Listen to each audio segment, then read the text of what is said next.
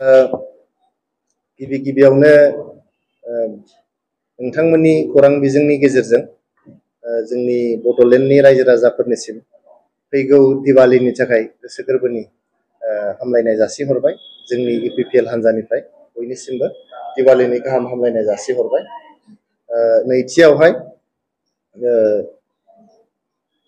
नैथियावहाय मैयासो जे जोंनि बिटिआर सरकारनि गोदानै सायख'जानाय इएमफ्रा समायखिरा लादों।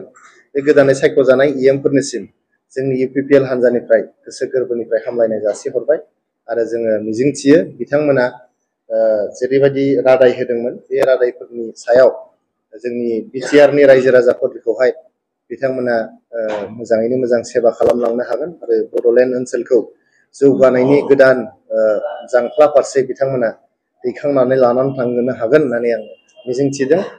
थामथियावहाय आङो बिथांमोना जे उदालगुरियाव बिटिआरनि मोनसे मिनि सेक्रेटारियेट खालामनो नागिरदों, बे मिनि सेक्रेटारियेट खालामनो नागिरनाय थांखिखौ आङो गोसो गोरबोनिफ्राय बरायदों आरो बिथांमोनखौ गोजोननाय बावहरदों।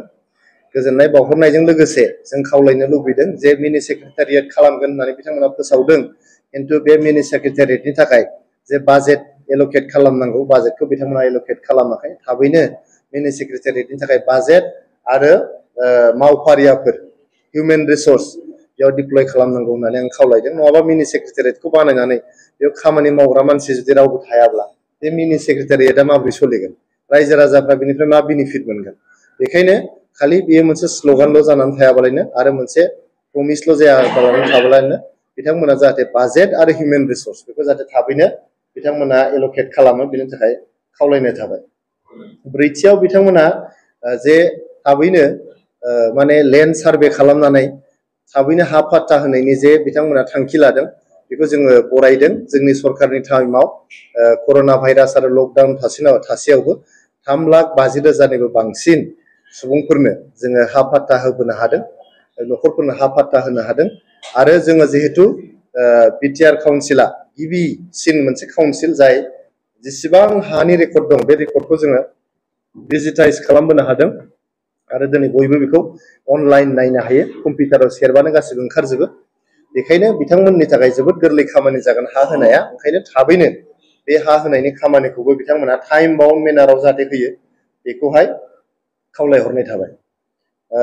बाथियाव बिथांमोना जे दा जे 15 फाइनान्स आरो 6 फाइनान्सनि टेन्डारफोरखौ केन्सेल खालामनो नागिरदों। बे खालामनो नागिरनाया बिआइनि, बियो आनकनस्टिटिउसनेल, एगेन्स्ट द रुल्स।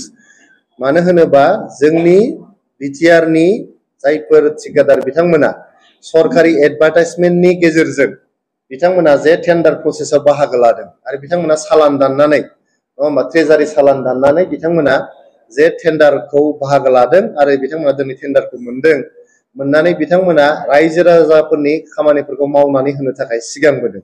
दिनै बिथांमोना केन्सेल खालामनानै होयोबा बै ठिकादारफ्रा हालाय हाफाय जागोन। बेनि थाखायनो बे ठिकादारफ्रा रावबो नङा, नोंथांमोननिनो जोंनिनो बिदा फंबाय। दा बिथांमोना जुदि हालाय हाफाय जानांगौबा जोंनि बिटिआरनि जौगानाया माबोरै फैगोन? ओंखायनो आं खावलायदों जाहाथे बे थांखिखौ बिथांमोना बोखांनानै लायो आरो जे टेन्डार प्रसेसफोर जालांदों बे टेन्डार प्रसेसखौ जाहाथे बिथांमोना एक्सेप्ट खालामनानै बे ठिकादारफोरखौ खामानि मावनो होयो, बेनि थाखाय खावलायनाय थाबाय। जोङो 2020 मायथाइयाव जेब्लानाखि बिथांमोननिफ्राय जोङो सरकारखौ माने लादोंमोन, बे समाव गोबां बेबायदिनो बिआइनि भाबै होनाय टेन्डारफोर दङमोन, जों बेफोरखौबो केन्सेल खालामाखै। बिथांमोना 2,900 रांनि बिथांमोना लायबिलिटि खालामदों। 2,900, जेराव 2,900 कौटि 2,900 कौटिनि जे लायबिलिटि बिथांमोना गालांदोंमोन, बेवहायबो जोङो बेखौ केन्सेल खालामाखै आरो फ्राय 300 कौटिनिबो बांसिन, फ्राय 400 कौटिसो जोङो बे लायबिलिटिफोरनि बिलखौ जोङो होबोनो हादों। मानो होनोबा बैफोर मानसिफ्रा रावबो नङा, बे ठिकादारफ्राबो बिपिएफनि दिनाव मोननाय ठिकाफोरबाबो बिथांमोना जोंनिनो बिदा फंबायफोर, जोंनिनो ओनसोलनि सुबुंफोर। बिथांमोना जोबोद खस्थ' खालामनानै लामा दालां स्कुल कलेज बानायनानै होदों, गावनि सिपिनि रांजों बिथांमोना बेखौ खालामनानै होदों। दा बिथांमोना जुदि बिलखौ मोनाबा माबोरै जानो? जोङो गासै 400 कौटिसो होबोबाय।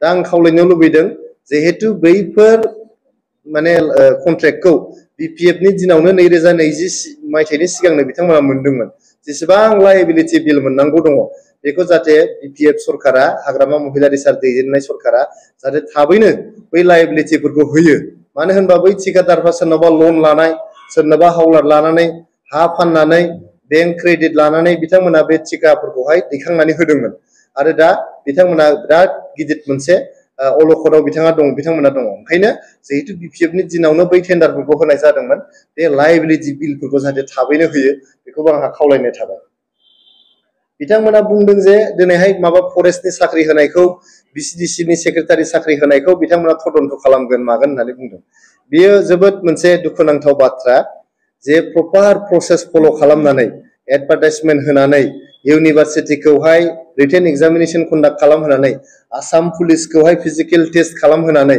आरो सिएसबिखौहाय अरेल एग्जामिनेशन बा भाइभा बस खालामहोनानै बैफोर साख्रिफोरखौहाय उइथ माने मा होनो ट्रेन्सपेरेन्सि एन्ड एकाउन्टेबिलिटि बैफोर साख्रिखौ होनाय जादों खुनु माने बाव इलिगेल खुनु प्रसेस बाव माने फल' खालामनाय जायाखै बै लाइमोनफोरा जे साख्रि मोनबाय जइन जाबाय बिथांमोनखौ तदन्त खालामनानै दिनै जुदि आननेसेसारि मोनसे हेरेसमेन्ट होनो नागिरोबा बियो जोबोद दुखुनांथाव बाथ्रा बियो आनकनस्टिटिउशनेल इलिगेल आरो आनएक्सेप्टेबल ओंखायनो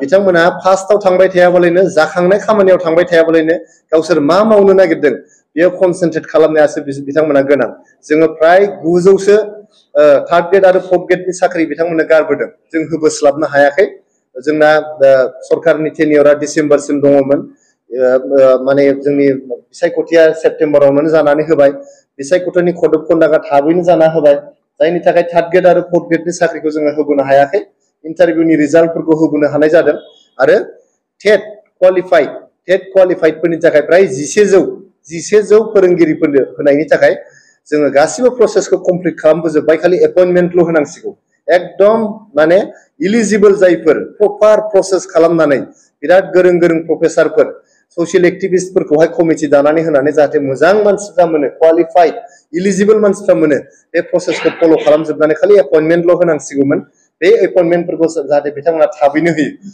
थांनायाव माने फार्स्टआव थांबाय थायाबालायनो फिउचारखौ जाहाथे बिथांमोना फकास खालामो बेखौ आंहा खावलायनाय थाबाय